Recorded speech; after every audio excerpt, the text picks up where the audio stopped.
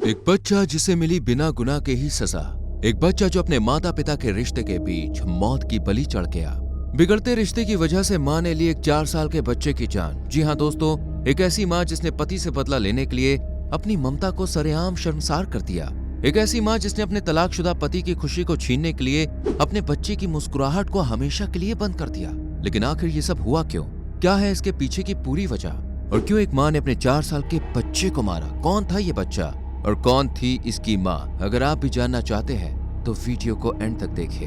दोस्तों, इस सच्ची कहानी की शुरुआत होती है आज से तकरीबन 39 साल पहले से, जब कोलकाता के एक नामी परिवार में एक बच्ची जन्म लेती है और इस बच्ची का नाम रखा जाता है सूचना सेठ। सूचना सेठ के पूरे परिवार में सभी लोग पढ़े लिखे थे, यानी हम कह सकते हैं कि सूचना सेठ एक काफी अच्छे परिवार से बिलोंग करती हैं, जिसके चलते सूचना सेठ नाम की ये लड़की खुद भी पढ़ाई में काफी होशियार थी।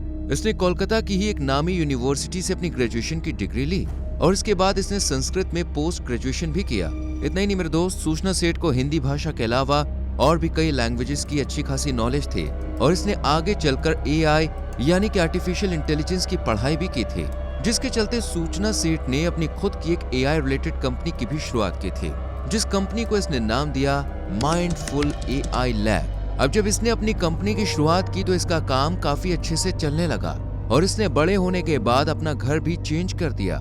ये अब कोलकाता की जगह बेंगलोर में रह रही थी। इसकी जिंदगी काफी अच्छी चल रही थी और ये काफी पैसा भी कमा रही थी।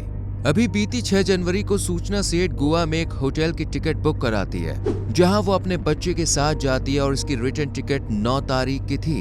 अब ये महिला सूचना सेठ अपने 4 साल के बच्चे के साथ गोवा के कैंडोलिम इलाके में स्थित एक होटल में पहुंचती है, जहां रहने के लिए इसने पहले से ही ऑनलाइन बुकिंग करवा रखी थी। अब 6 जनवरी को सूचना अपने बच्चे के साथ गोवा के उस होटल में चेक इन करती है और 6 जनवरी की सुबह उस होटल से अपने बच्चे के साथ बाहर घूमने के लिए निकलती है। इसके बाद वो 6 जनवरी के दिन गोवा को एक्सप्लोर करती है, फिर शाम के टाइम वो होटल में वापस आती है और पूरी रात स्टे करती है। फिर अगली सुबह यानी कि 7 जनवरी की सुबह वो दोबारा से अपने बच्चे के साथ बाहर घूमने के लिए निकलती है और फिर शाम के वक्त होटल में वापस आती है। इसी तरह वो 8 जनवरी को बाहर से घूम के वापस से होटल में आ जाती है। अपने 4 साल के बच्चे के संग वो स्टे करती है, लेकिन दोस्तों उस रात कुछ ऐसा होता है जिसके बारे में किसी ने सोचा भी नहीं था। दरअसल 8 जनवरी की आधी रात को सूचना सेठ होटल के रिसेप्शन पर फोन करती है और वो होटल के रिसेप्शन पर बैठे शख्स से कहती है कि मुझे यहाँ से बेंगलोर जाना है, मुझे एक टैक्सी की नीड होगी, क्या तुम मेरे लिए टैक्सी का इंतजाम करवा सकते हो? इतने में रिसेप्शन पर बैठा हुआ शख्स कहता है, मैडम यहाँ से बेंगलोर तक जाना, वो भी टैक्सी से, देखिए ये बहुत ही लंबा सफर हो सकता है। आप एक काम कीजिए, एक फ्लाइट की टिकट बुक कीजिए और फ्लाइट से बेंगलोर के लिए रवाना हो जाइए। इससे देखिए आपका समय भी बचेगा और आपका पैसा भी बचेगा। पर सूचना सेठ को उस शख्स की ये बात जरा भी पसंद नहीं आती। उसने कहा, नहीं, चाहे जितना भी पैसा लग जाए, जितना भी टाइम लग जाए, मुझे जाना है तो सिर्फ और सिर्फ टैक्सी से ही।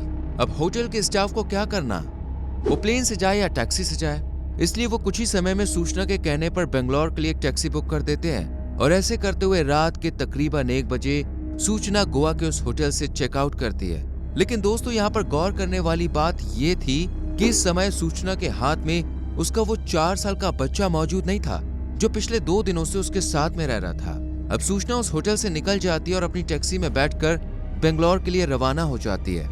जैसा कि आप सबको पता होगा कि जब भी कोई शख्स होटल के रूम को खाली करता है यानी कि वहां से चेकआउट करता है तो उसके अगली सुबह ही उस रूम की पूरी तरह से साफ सफाई की जाती है। और ठीक उसी तरह जब सूचना ने अपने रूम को खाली किया तो अगली सुबह ही उस रूम की साफ सफाई भी की जाने लगी। लेकिन इसी दौरान होटल के सफाई कर्मचारियों ने उस रूम में कुछ ऐसा देखा जिसे देखने के बाद उनके पैरों तले जमीन ही खिसक गई।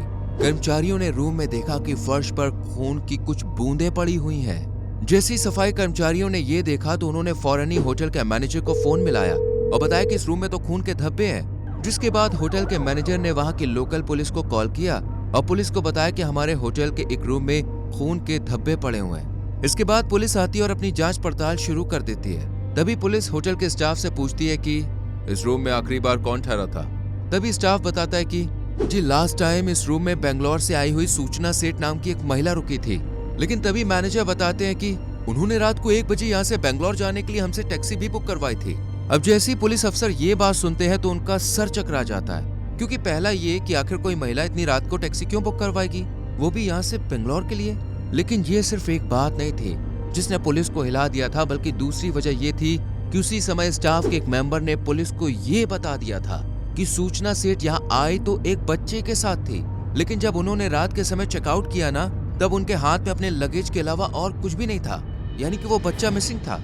ये सुनकर पुलिस का दिमाग बिल्कुल सन्न रह गया और स्टाफ की बात को मानते हुए पुलिस फौरन ही होटल के सीसीटीवी कैमरे को चेक करती है, जिसमें उन्हें भी साफ साफ दिखता है कि स्टाफ सच बोल रहा है। अब पुलिस फौरन उस ड्राइवर का फोन नंबर पता लगाने की कोशिश करती है जो सूचना को बेंगलोर ले जा रहा था, लेकिन जैसा कि हमने आपको बताया कि सूचना ने ये टैक्सी भी होटल के जरिए ही बुक करवाई थी, इसलिए होटल स्टाफ फौरन पुलिस को उस ड्राइवर का नंबर देता है जो सूचना को बेंगलोर ले जा रहा था। अब पुलिस उस कैब ड्राइवर को फोन करती है और कहती है कि तुम्हारी गाड़ी में जो महिला बैठी हुई है वो एक खूनी है।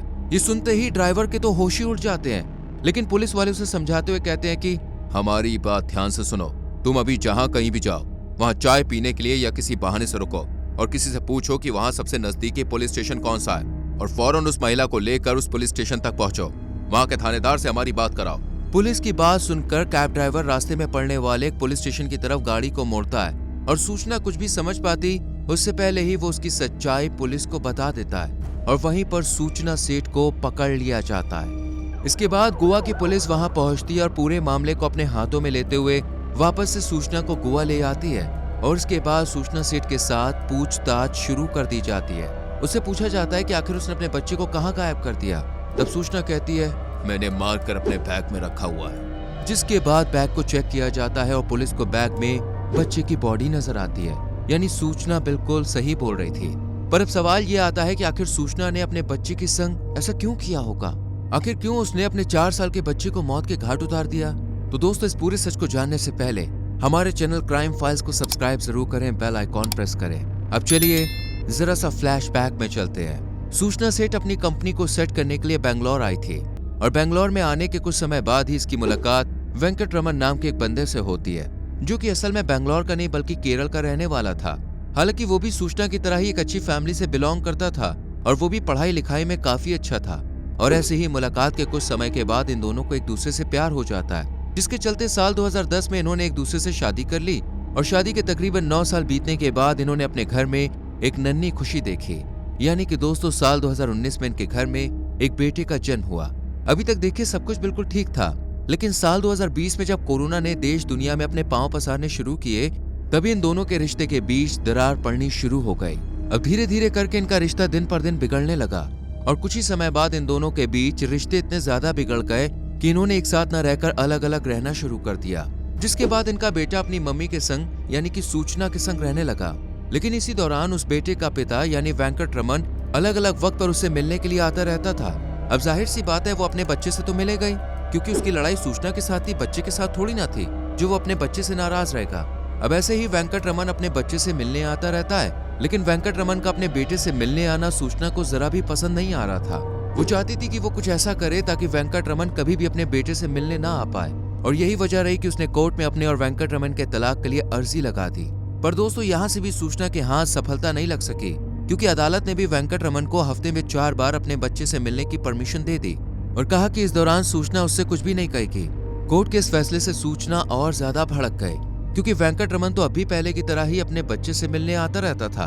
पर अभी कुछ दिनों पहले ही जब वेंकट रमन विदेश गया हुआ था, तभी सूचना अपने बच्चे को लेकर गोवा पहुंची। वहां पहुंचने के बाद उसने वेंकट रमन को अपने बच्चे से दूर रखने का ऐसा इंतजाम किया कि अपने 4 साल के बच्चे की उसने जान ले ली। लेकिन ऐसा करके दोस्तों उसने कोई अच्छा काम नहीं किया, क्योंकि अब वो पुलिस की हिरासत में भी है और उसने बहुत बड़ा गुनाह किया है और उसके अपने स्वार्थ की वजह से एक 4 साल के मासूम बच्चे को अपनी जान गंवानी पड़ी।